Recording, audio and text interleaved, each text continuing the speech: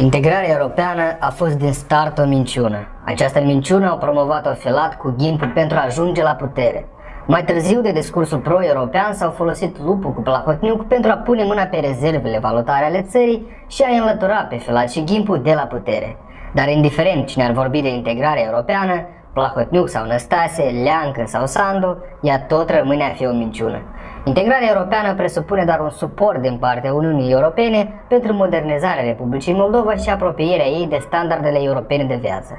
Dar nimeni la Bruxelles nu a promis vreodată că Moldova va deveni membru al Uniunii Europene. Toți politicienii care au făcut acest lucru ne-au fraierit ca pe niște proști și naivi. Primul care a plătit scump pentru această minciună, servită cu ajutorul mass media unui popor întreg, a fost Filat. Dar în curând vor plăti și Ghimpul cu Plahotniuc și toate posturile TV care au indus cetățenii în eroare.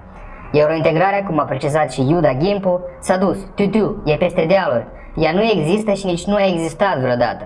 În Moldova există doar corupție, crimă organizată, spălare de bani, trafic de tot ce vreți, furturi de miliarde din bănci, instituții publice și ajutoare externe și o imensă și catastrofală sărăcie.